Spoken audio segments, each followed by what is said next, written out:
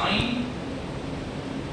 ये ले लेना चेन, इसका नाम हो जाता है बेटा ज़ाइमोजेंस। ध्यान रखना ज़ाइमोजेंस उन मॉलिक्यूल्स को बोला जाता है जो कि इनएक्टिव एंजाइम से क्या देते हैं, एक्टिव। अगर मैं गलत नहीं हूं तो इनको आप इस नाम से भी जानते हैं, also known as proenzyme.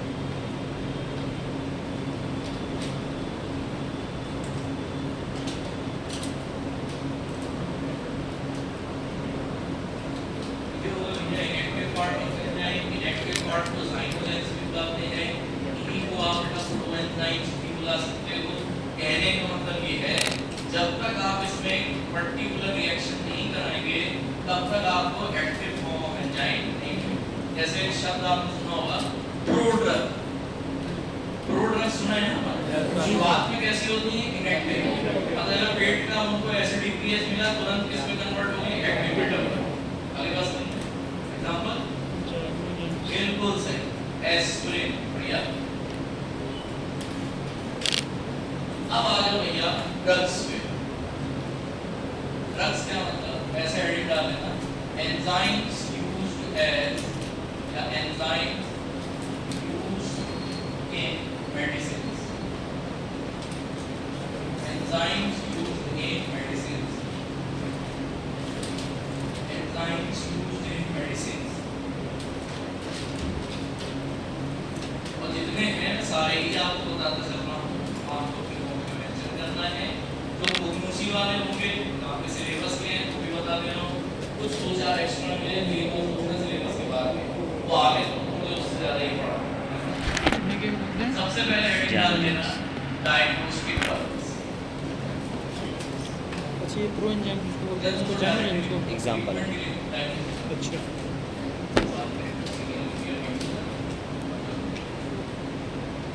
Enzyme used for treatment, diagnosis. पहले मेरे दिमाग में आया, तुमने वो देखा होगा कि ब्लड टेस्ट जो कराते हैं तो उसमें वो देख के बता, जैसे मान लो लीवर प्रोफाइल, किडनी प्रोफाइल, तो उसमें लीवर में देख के बता देते हैं कि भैया हो सकता है तुम्हें आगे चल के सिरोसिस हो या फैटी लीवर हो, या ब्लड प्रोफाइल देख के बता देंगे तुमको भैया हार्ट अटैक का खतरा है। उसमें क्या रहता है, कुछ स्पेसिफिक एंजाइम देखते हैं, जैसे शायद अगर सुना हो, नहीं सुना है तो परेशान मत हो, सुना इसके बारे में LGBT, SGOT है ना, जिन लोगों ने ब्लड प्रोफाइल या ब्लड टेस्ट कभी किसी के देखे होंगे उसमें ना ये एंजाइम तुमको जरूर मिलेगा। SGOT, LGBT इनको देखा ही जाता है कि अगर मान लो SGOT का लेवल बढ़ा है मतलब सामने वाले को हार्ट की प्रॉब्लम हो सकती है, SGPT का लेवल अगर बढ़ा है मतलब आगे चल के आपको लीवर की प्रॉब्लम हो सकती है। तो ऐसे बहुत सारे एजेंट्स होते हैं, एंजाइम होते हैं, प्रोटीन होते हैं जिनका सीरम लेवल आप चेक करें कि अगर ये फलाना एंजाइम में इसका सीरम लेवल ज्यादा है या कम है तो भैया तुम्हें आगे चल के ये बीमारी हो सकती है। वहां में लिखवाने वाला था डायग्नोसिस, लेकिन अभी वो सब मत करो, डायरेक्ट ही आ जाओ ट्रीटमेंट के लिए। सबसे पहला ट्रीटमेंट टेस्ट में लिख लेना anti inflammatory, anti inflammatory action कौन से एंजाइम में, एंटी इंफ्लेमेटरी एक्शन कौन से एंजाइम में पाया जाए।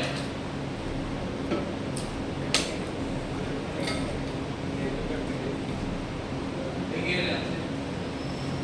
अभी पूरे नहीं बता रहा हूँ, तुम्हारे सिलेबस वाले को बताऊंगा। एंटी इंफ्लेमेटरी मतलब एनाल्जेसिक टाइप का एक्शन, इंफ्लेमेशन कम करने वाला एक्शन। अब इसको ऐसे याद रखना, मैं आप लोगों की बात नहीं कर रहा हूँ, मैं आप लोगों की बात पिताजी, शायद पिछली क्लास में थोड़ा सा डिस्कस किया था आपका जी के नाम पिताजी, और आप लोग के लिए इसलिए बोल रहा हूँ क्योंकि पिताजी कभी इनको चाटे नहीं खाते, अगर चाटे खाते हैं पिताजी को सब कौन खाते हैं, हम लोग खाते हैं। पापा जी ने क्या दिया? इन्फ्लेमेशन। पापा जी ने क्या दिया? इन्फ्लेमेशन। अब ऐसे टाइम पे 12-13 साल का नवयुवक, वो ईगो उसकी हर्ट हो चुकी है, पिताजी से कुछ वो बोल नहीं सकता, सीधे जाता है किसके पास? माता जी के पास। माता जी के पास जाके बोला, सुनो जरा अपना हस्बैंड को समझा लेना, होता है। अब ऐसे समय में माता जी आपको कौन सा एक्शन देती है? Anti inflammatory action. अब एंटी इंफ्लेमेटरी एक्शन अगर माता जी दे रही है, अब माता जी के क्या क्या सिनोनिम हो सकते हैं? अम्मी, माँ, अम्मी, अम्मा, गॉड, बहुत सारे सिनोनिम हो सकते हैं, लेकिन एक सिनोनिम आज मैं आपको सिखाता हूँ, भूलना मत जाएगा। जैसे आम भाषा में ऐसे नहीं बोल देते हैं, शादीशुदा लोग उनके लिए बोलते हैं पिताजी आए थे, ताई भी आई, पंडित जी आए थे, पंडित आई थे, टाइम बेटा जी के बारे में बोले यार टाइम पंडित जी आएगा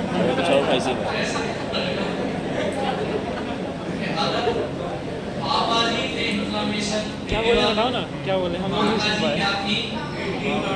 हैं? अब अगर पापा पापा नहीं सुन पाए। तो माता जी क्या हो रहे हैं? सेम सेम पापा से क्या होगी? पपाइन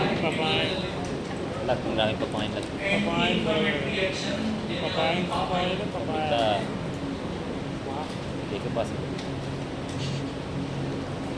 पके पेड़ भी हाँ भाई एंटी पके पेड़ भी पका पाया।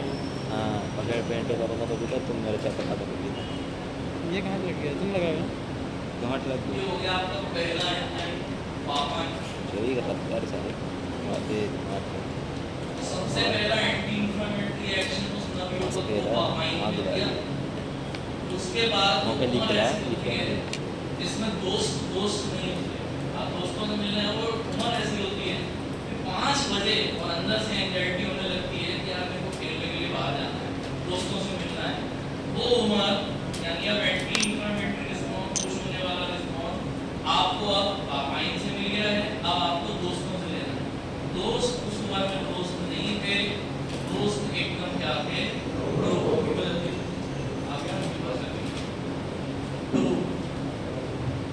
पापाइन और दूसरा उधर गुरु। ब्रो पापाइन ने दिया एंटी इन्फ्लेमेटरी एक्शन। ग्रो से याद रखना है ब्रोमीलिंस। ग्रो से याद रखना है बच्चे ब्रोमीलिंस। और भी होते हैं इसके आगे ब्रोमीलिंस वगैरह सेरेटोनिन, लेकिन अभी आपके सिलेबस में जो है वो नहीं आपको पता है। नो सिलेबस सेरेटोनिन क्या सेरेटोनिन फोर्थ सेमेस्टर में हो गया है। तीसरा होता है आपका सेरेटोपेप्टाइड। है क्या? ये बोले तुमने सेरेटोपेप्टाइड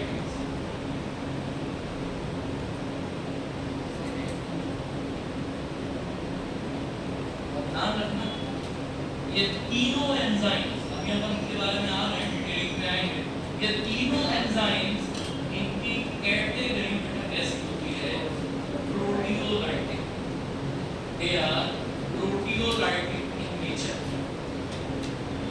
दे are proteolytic in nature. They are proteolytic in nature.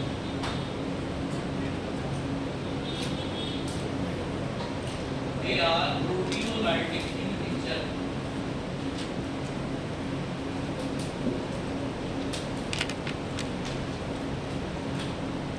Heading डाल लेना पापाइन, मैं ये लिख रहा हूँ तो वहाँ पर अलग से लिख लेना। हेडिंग डाल लेंगे पापाइन, एंटी इन्फ्लेमेटरी एक्शन देने वाला पापाइन। अब अपन इसके डिटेलिंग पे आ रहे हैं। बेटा ये एंजाइम आपको एक बहुत ही प्यारे से फ्रूट से मिलता है, और उस फ्रूट को शायद आप इसके नाम से जानते हैं, पापाया। ठीक, तो इसका बायोलॉजिकल सोर्स सुनिएगा। बायोलॉजिकल सोर्सेज कैरी का पपाया, कैरी का पपाया, और पेपर कैरी का carry case biological source carry carry का पपाया, कैरी का पपाया और पपाया में मैं आपको बता देता हूँ, आप बेटा पका हुआ पपाया नहीं यूज करते, आप कैसा पपाया यूज करते हो, अनराइप। और अनराइप फ्रूट को कट किया जाता है, कट करने पर उससे क्या निकलता है, लेटेक्स। लेटेक्स। और उसी लेटेक्स से आपको मिलता है बच्चे पापाई मिलता है। अनराइप फ्रूट की कटिंग करी, उससे लेटेक्स निकाला। अनराइप मतलब कच्चा? कैरी का कच्चा? पपाया, ध्यान रखना, हाँ? लेटेक्स अभी तो from unripe fruit of carry का पपाया। अब जैसा बायोलॉजिकल सोर्स होता है, मान के चलना 80% फैमिली की वैसी होती है। अगर इसका कहीं तो ऐसी लिखोगे, आपको क्या लिखना भैया, carry case, belonging to family carry case, belonging to family carry case. मैंने तो पूछती रहती है, इतना ही तो याद हुआ आज तक। Latex obtained from unripe fruit of Carica papaya belonging to family Caricaceae। दूसरा याद रखना, अगर किसी बुक में ऐसा मिले कि लीव्स से मिलता है, लीव्स से उतना यील्ड नहीं मिलेगा, सबसे ज्यादा अगर यील्ड मिलता है तो किससे मिलता है, रूट साइड। अब इस लेटेक्स को टी-शर्ट पहन एल्यूमिनियम ट्रे में कलेक्ट करते हैं बच्चे। ये लेटेक्स दी है collected in aluminum trays,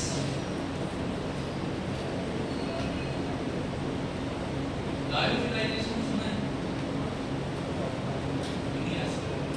Freeze drying किसको बोलते हैं, lyophilization। Freeze drying also known as lyophilization, जिसमें आप टेम्परेचर इतना कम करते हो कि पहले जो वाटर होता है वो क्या बन जाता है, आइस, और उसके बाद में आप प्रेशर वैक्यूम लगाते हो, नेगेटिव प्रेशर, जैसे ही वैक्यूम लगा के रिलीज करते हैं वो आइस की कहाँ चली जाती है, गैसियस फॉर्म, और फिर वो वाटर पूरा निकल गया और आपके पास जो ड्राइड प्रोडक्ट बना उसको हम कहते हैं फ्रीज ड्राइड। ये होता है लायोफिलाइजेशन, यही काम यहाँ करता है। सबसे पहले एल्यूमिनियम ट्रे में लेटेक्स रखा जाता है। एल्यूमिनियम ये बेटा स्टेबिलिटी प्रोवाइड करता है। ऐसे रखे aluminium is used for stability of enzyme. Aluminium is used for stability of enzyme. Stability of enzyme. इस वजह से एल्यूमिनियम के बर्तन यूज करते हैं।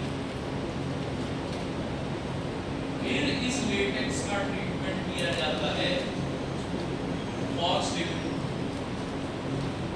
Aluminium is used for stability of enzyme.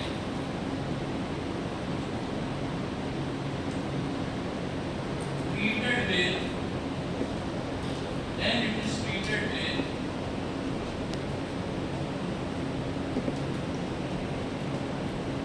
potassium metabisulfite।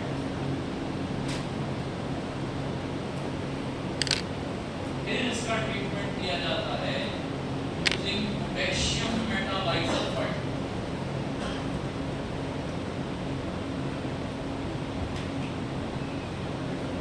Treatment में पोटेशियम मेटाबाइसल्फाइड और finally क्या करवा दी जाती है, फ्रीज ड्राइंग।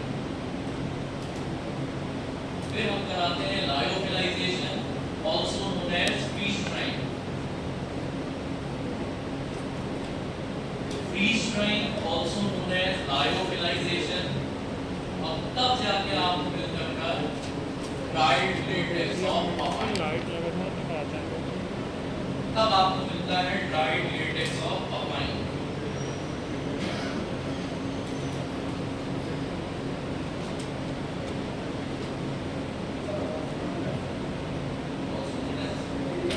क्या लिखा था, पोटेशियम मेटाबोलाइट, मेटाबोलाइट पर मेटा बाइसल्फाइड है मेटा बाइसल्फाइड ट्रीटमेंट।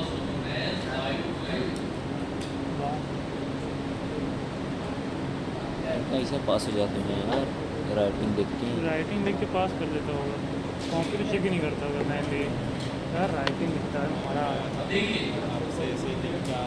बहुत सारे एंजाइम्स जो आपके होते हैं वो ऑलमोस्ट दिखने में पापाइन जैसे दिखते हैं, हल्का सा येलो बफ कलर होता है। अगर आपको पता लगाना है वास्तव में आपका जो ये सैंपल है उसमें पापाइन प्रेजेंट है या नहीं, हम क्या करते हैं ये याद रखो ये सब लिख लिया हमने तो इंसान की तरह लिखा भी एक तरह नहीं लिखा तो कैसे लिखना पेपर जगह नहीं इसमें यहाँ पापाइन का क्यों आप ट्रीटमेंट जानवर नहीं क्या? अगर तुमने इसके साथ किया इनको तो जानते होंगे ना, पोटेशियम परमैंगनेट कलर कैसा होता है इसका सॉल्यूशन पर्पल पिंक ऐसे ही होता है पिंकिश कलर सही पर्पल पिंक टाइप का होता है तो पिमेट में भरते थे बहुत सारे कैसे ट्रीटमेंट एनालिसिस करते थे जब। अगर तुमने KMnO4 सॉल्यूशन दिया और उसमें पापाइन एंजाइम डाला बेटा पापाइन एंजाइम इसके कलर को पूरी तरीके से उड़ा देता है। ध्यान रखना ही होता है इसका chemical test KMnO4 becomes colorless papain enzyme KMnO4 की पूरी रंग उड़ा देता है।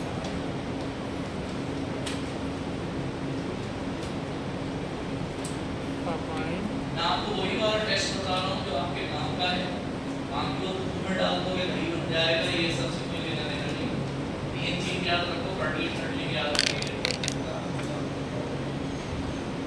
पापाइन एंजाइम अगर आपने इसको स्प्रिंकल कर दिया KMnO4 सॉल्यूशन के अंदर मिक्स कर दिया बेटा KMnO4 ले कलर को डिस्ट्रॉय कर दिया। ठीक ये हो गया भैया पापाइन का काम। नेक्स्ट हेडिंग डाल लेना ब्रोमीलेंस, नेक्स्ट हेडिंग डाल लेंगे ब्रोमीलेंस।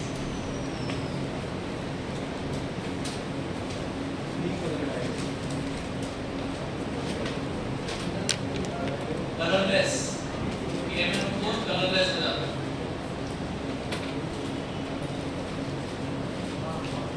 टेस्ट करें। नेक्स्ट हेडिंग क्या डालना? बेटा जैसे पापाइन आपको पपीते से मिला था नेक्स्ट हेडिंग क्या डालेंगे? वादे डाला था ब्रोमीलेंस दूसरा नंबर था ये क्या? फ्रूट से मिलता है, बड़ा फेमस है। अगर मैं गलत नहीं हूँ तो आपने इनका नाम सुना होगा मेरे को सिखा रहा है तो पाइनएप्पल का फ्रूट पार्ट भी यूज कर सकते हो। सॉरी बोनस क्या होता है वो क्यों आना पड़ेगा? पाइनएप्पल का बेटा फ्रूट पार्ट भी यूज किया जाता है और इसकी स्टेम्स भी यूज करी जाती है। अगले बर्बाद हो जाएगा।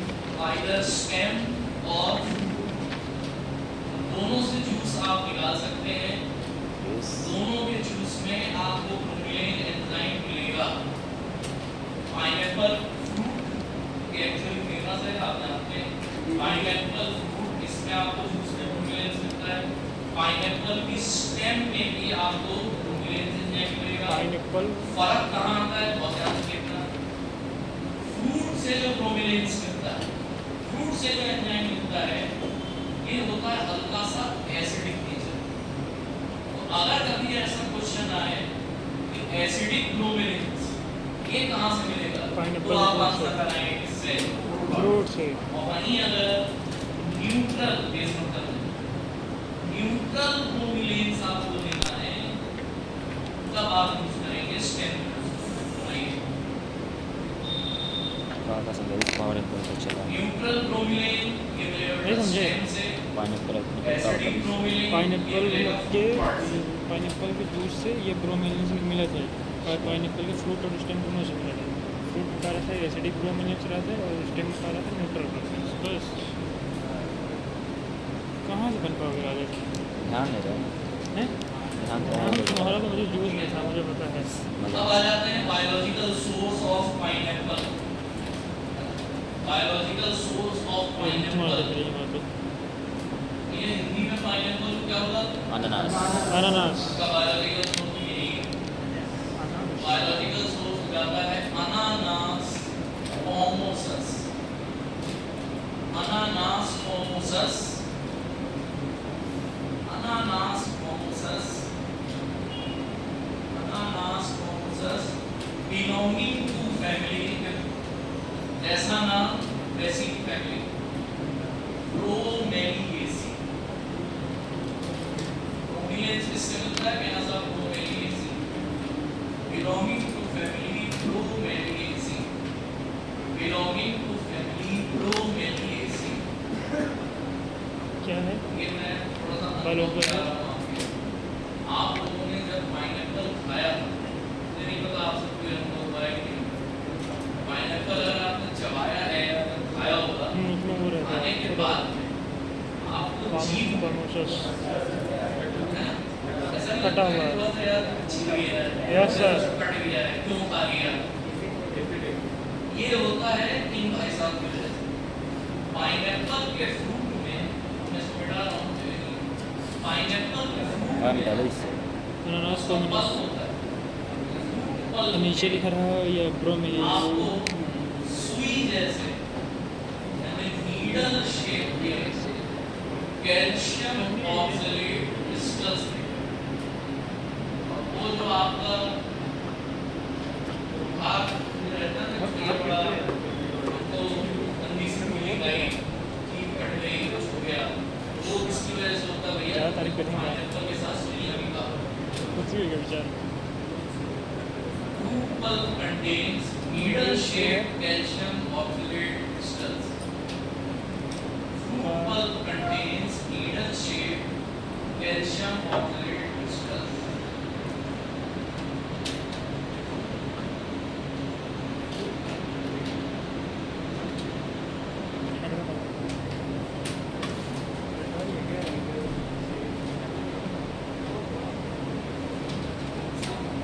और ये सब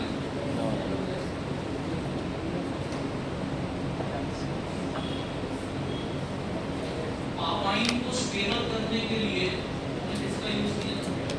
एल्यूमिनियम एल्यूमिनियम ट्रे ठीक उसी तरीके से प्रोपिलेन्स एंजाइम को स्टेबलाइज करने के लिए जब आप पूरा जूस निकाल लेते हैं उससे फ्रूट जो होता है एक्सट्रैक्ट कर लिया, आप क्या करते हैं बहुत कंट्रोल हो गया इसका दिखने इतना ज़्यादा लगाया दिखने जाता लगा। है इनके साथ अपना बोले फ्रूट के बाद डालिए सल्फाइड। ध्यान रखना प्रोपिलेन्स को स्टेबल बनाने के लिए it is treated with ammonium sulphide और stability. It is treated with Fruit pulp ammonium contain sulfide needle for shape stability. It is treated with ammonium sulfide for stability. Treated with Needle ammonium sulfide shape. for stability. Shape calcium oxalate crystal क्या बोले sir? लिखा है जो हम बोले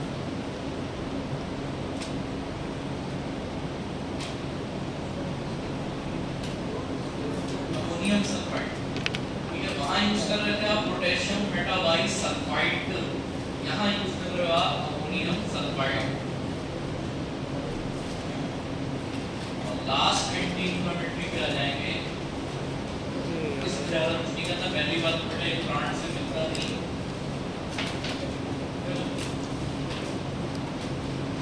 सेराटा से याद रखना, इसका जो नाम है ना सेराटोबैक्टीरिया, ये एक बैक्टीरिया से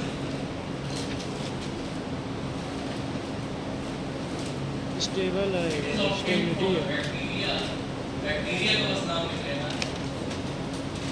अमोनियम सेराटा सल्फाइड मार्केसन्स, सॉरी सलाम, सेराटा मार्केसन्स, और जो बैक्टीरिया की फैमिली होती है सभी वही आपने यहाँ पर मेंशन किया। बेचारे सिंगल सेल मल्टी सेल तो इनको बांट ही नहीं पाए, तो इन बेचारों को फैमिली भी क्या दो। डायरेक्ट देखना स्पीशीज होती है सेराटा मार्केसन्स की, एक्टिविटी होती है इसके अंदर हीमोलाइटिक एक्टिविटी,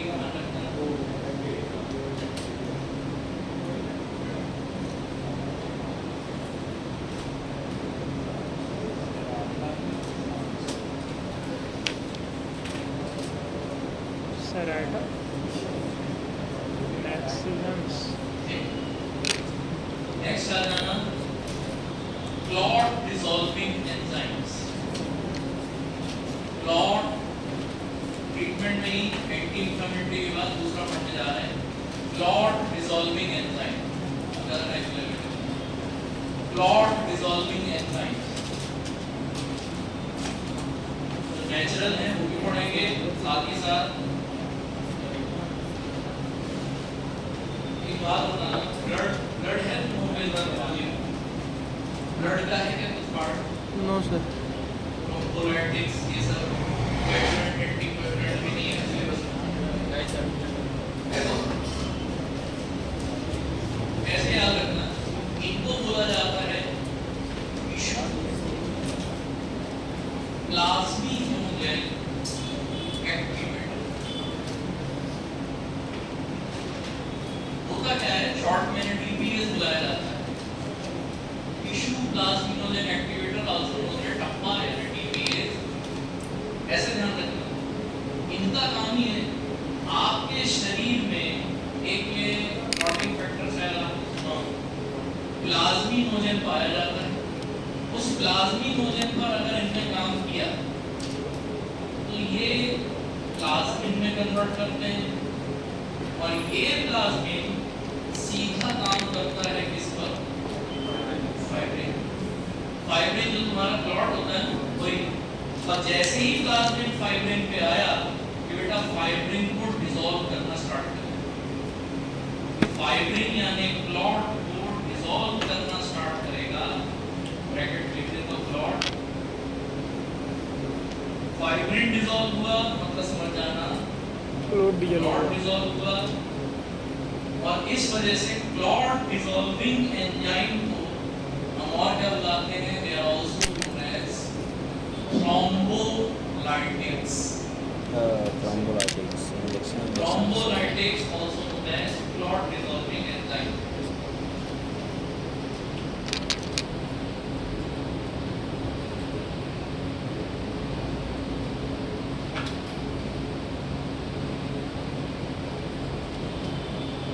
TPA को लिखा हुआ है, टिश्यू प्लाज्मिनोजेन एक्टिवेटर। अगर प्लाज्मिनोजेन को तुमने एक्टिवेट किया मतलब समझ जाना प्लाज्मिन बनेगा, और प्लाज्मिन अगर बना तो फाइब्रिन पे काम करके फाइब्रिन को डिसॉल्व कर देगा।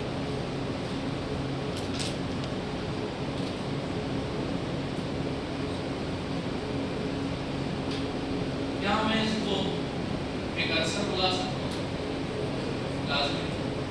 और अगर मैं इसको प्रिकर्सर बुला रहा हूँ तो ऐसी चीज जो कि देखो प्लाज्मिन को क्या कर रही है? क्या रहा है? एंजाइम को जनरेट करने वाले क्या थे? ज़ाइमोजेन्स। और उसी तरीके से प्लाज्मिन को जनरेट करने वाले क्या कहलाते हैं? प्लाज्मिनोजेन्स। समझ में आया? और टीपीए के एग्जांपल पहले तो नेचुरल देख लीजिए, सबसे ज्यादा फेमस शायद आपने इसका नाम सुना हो, स्ट्रेप्टोकाइनेज।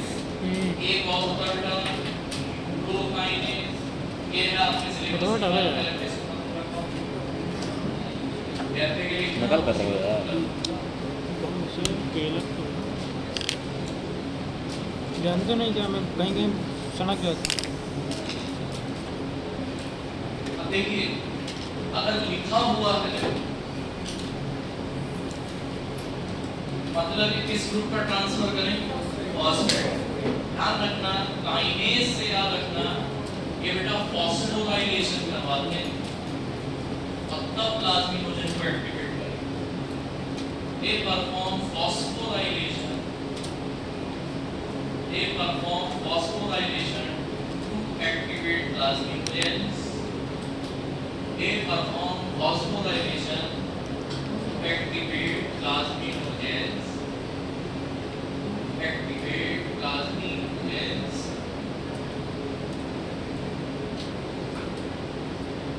और अब इनके दूसरे नाम की तरफ फोकस करो।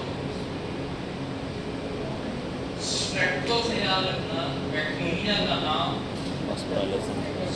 स्ट्रेप्टोकोकस। और स्ट्रक्चर बताइए, स्ट्रक्चर बताओ। स्पीशीज का नाम बता दे रहा हूँ, बीटा हीमोलाइटिक स्पीशीज। ये बैक्टीरिया वाला है। They are obtained from Streptococcus bacteria obtained from beta hemolytic species.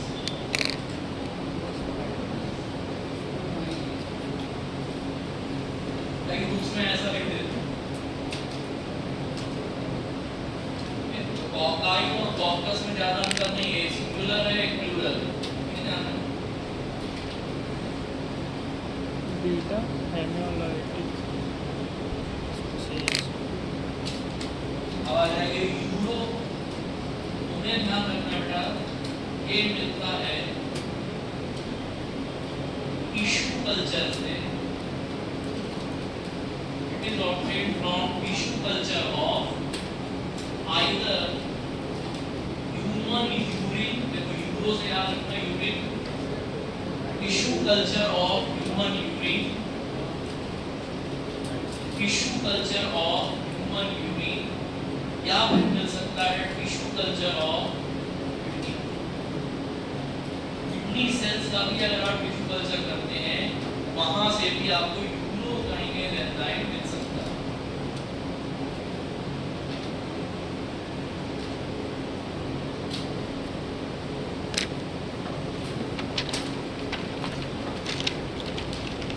ये आपका खत्म 4th सेमेस्टर के हिसाब से। और सीनियरों के लिए मैं तुम्हें एक बात बोल रहा हूँ कि क्या पता कल आप पेपर देने जा रहे हो, क्लॉट डिसॉल्विंग एंजाइम में कुछ सिंथेटिक एंजाइम्स भी आते हैं। सीनियर्स अगर आप नहीं लिखना चाहें मत लिखना, सीनियर्स के लिए बता दे रहा हूँ। कुछ सिंथेटिक एंजाइम्स होते हैं जिनको टीडीएस बुलाया जाता है। इतना ध्यान रखना, उन सभी के अंत में, अंत मतलब सफिक्स में तुमको ये वर्ड देखने टेप्लेस। एग्जांपल लिख देता हूं, जैसे एग्जांपल एल टेप्लेस या फिर डी टेप्लेस या फिर पॉन टेप्लेस। ये आपके हो गए सिंथेटिक एंजाइम्स के एग्जांपल, एल टेप्लेस, डी टेप्लेस और पॉन टेप्लेस। ध्यान रखना, इन तीनों को भी आप किसकी कैटेगरी में पढ़ेंगे बच्चे? Tissue plasminogen activator. मतलब जो काम ये दोनों कर रहे थे, सेम काम इन तीनों का भी रहेगा। इन दोनों में और इन तीनों में मेजर डिफरेंस क्या है बच्चे? ये आपको मिल रहे थे कैसे? नेचुरली। ये कैसे हो जाएंगे आपके सिंथेटिक? ठीक है, तो ये तुम्हारा एंजाइम और प्रोटीन का काम खत्म।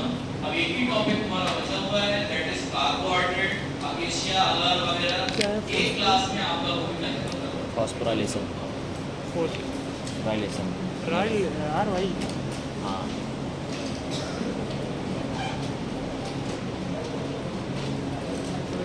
फॉस्फोराइलेशन लिखा है ऊपर, RYLATION।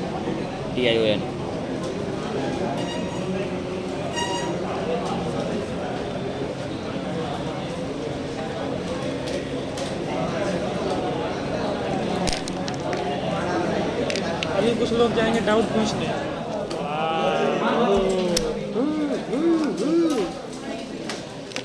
काली क्या बोल रहे हैं? चार्ज चला लो। मेरे को यार प्लेस है। हाँ, एक लोग वहाँ पे खड़े हो जाओ, हम लोग निकले। हम लोग गरीब देखिए क्यों भाई? गरीब लोग गरीब देखिए। ये गरीब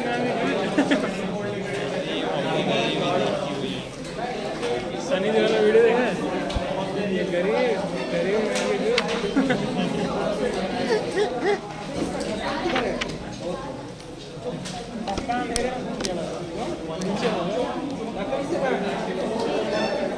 नीचे तो नहीं गिर गया,